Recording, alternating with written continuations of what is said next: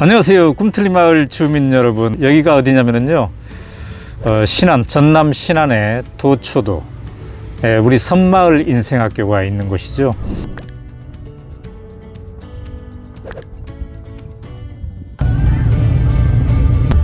잠시 후 목적지 주변입니다.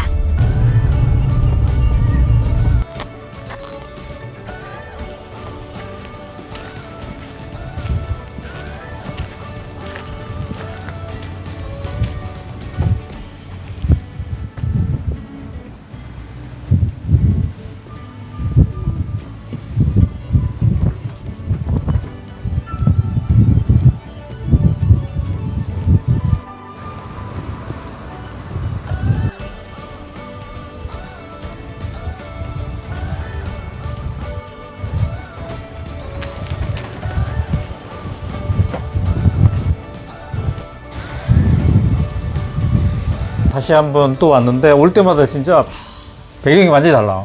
날씨에 따라서, 그죠? 이건 영화죠. 시간에 따라서. 흑산도로 유배간 형 정약전은 목민심서 등을 쓴 정약용에게 그런 얘기를 하죠. 뜻모를 사람의 마음속보다는 이 명징한 자연의 섭리를 한번 연구해보고 싶다고 했죠. 이준익 감독의 선택이 탁월했던 것 같아요.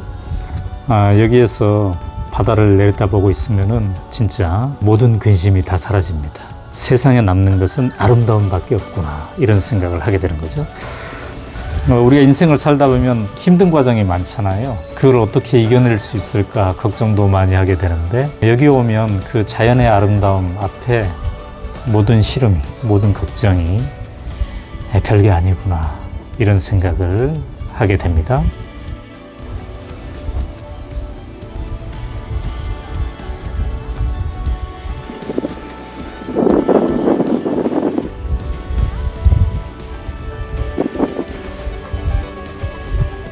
자산후보 영화를 보면 그 두 개의 힘이 합쳐지죠.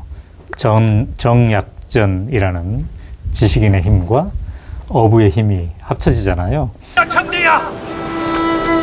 뭔 양반이 아래 것들 마냥 뜀박질을 그러고 해부요. 내 이제부터 물고기를 공부해 보려고 한다.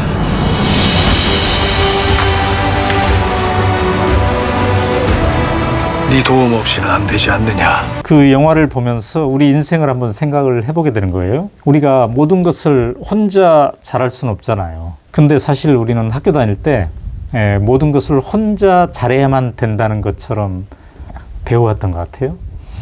근데 대표적인 게 뭐 수포자, 이런 얘기잖아요. 수학을 못하면 이른바 좋은 대학도 못 가는 것이고 취업도 잘 못 될 것만 같은, 이 사회에 나와서 내가 어떤 쓸모 있는 인간이 되지 못할 것만 같은 그런 두려움이 있잖아요. 근데 사실 그게 아니죠. 우리가 사회에 나와서 일해보면 반드시 수학 잘해야 되는 거 아니잖아요. 수학 잘하는 사람하고 힘을 합치면 되는 거죠. 제가 늘 얘기하지만 저도 학교 다닐 때 수학 힘들었어요. 근데 회사를 20년째 지금 경영하고 있는데 21년 됐네요. 수학 못해도 잘 경영할 수 있더라고요. 어떻게 하면 그렇게 됩니까? 수학 잘하는 사람, 숫자 좋아하는 사람하고 손을 잡았더니 이게 가능하더라고요. 그래서 어쩌면 우리 아이들에게, 우리가 만나는 사람들에게 모든 영역에서 잘하는 걸 기대하는 것은 어쩌면 폭력에 해당되는 것 같아요. 하나의 영역에 잘하거나 혹은 관심이 있으면 그 영역을 넓히게 해주는 거, 이게 우리들의 임무이지 않을까, 이런 생각이 듭니다. 배운 대로 못 살면 생긴 대로 살아야지라. 내가 바라는 것은 양반도 상놈도 없고 임금도 필요 없는 그런 세상이다. 그 영화를 보면서 몇 가지 생각나는 게 있어요. 나의 한계를, 환경적 한계를 한탄만 하고 있을 것인가, 아니면 적극 활용해서 뭔가 생산적인 것을 만들어낼 수 있을 것인가. 정약전은 섬에 유배되었지만 고통도 많았겠죠. 그러나 그 고통 속에서도 뭔가 새로운 것을 해보려는 그 기운을 가졌고, 그런 기운이 있었기 때문에 자산어부라는 작품이 나오지 않았나, 이런 생각 해봐요. 그 다음에 또 그런 생각도 해봅니다. 역사는 변방에서도 이루어질 수 있구나. 어쩌면 역사의 발전은 변방에서부터 시작되는구나. 사실 제가 덴마크가 왜 행복사회가 이루어졌나 봤더니 중앙정부, 중앙 코펜하겐에서 이루어진 게 아니라 변방에서 이루어졌더라고요. 변방은 상대적으로 중앙정부로부터 시선이 강하지 않잖아요. 자율적으로 뭔가를 할 수 있는 힘, 이게 있는 거죠. 이 섬에서, 변방에서 뭔가 꿈을 꾸고 그 기운을 펼칠 수 있는 용기를 갖고 그렇게 된다면은 중앙에 있는 사람들보다 훨씬 창의적이고 도전적인 걸 할 수 있지 않을까, 이런 생각을 해봐요.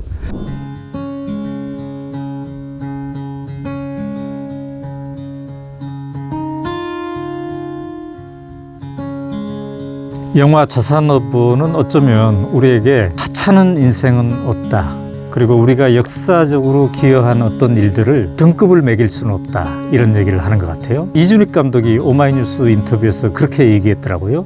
원래 정약용 목민심서를 쓰고 굉장히 주목을 많이 받은 역사적 인물이죠. 동생 정약용을 다루려고 했는데 그러려면 16부작이 필요하다. 그래서 정약전을 다뤘다, 이렇게 얘기를 하더라고요.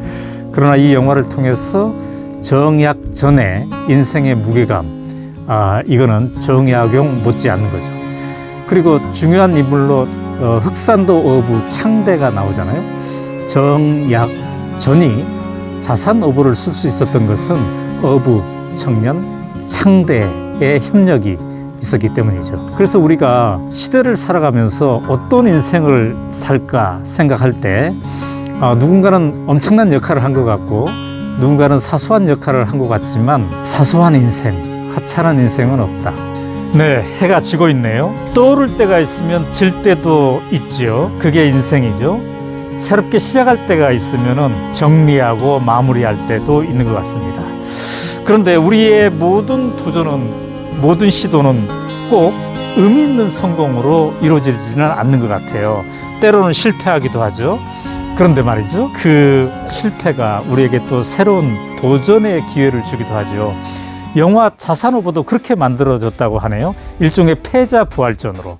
이준익 감독이 그런 얘기를 했죠. 만약에 앞선 영화 변산이 성공했으면 자산어부는 없었을 거라고.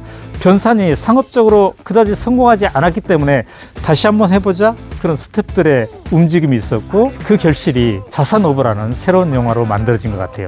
물론 자산어부 상업적으로 또 실패할지도 모릅니다.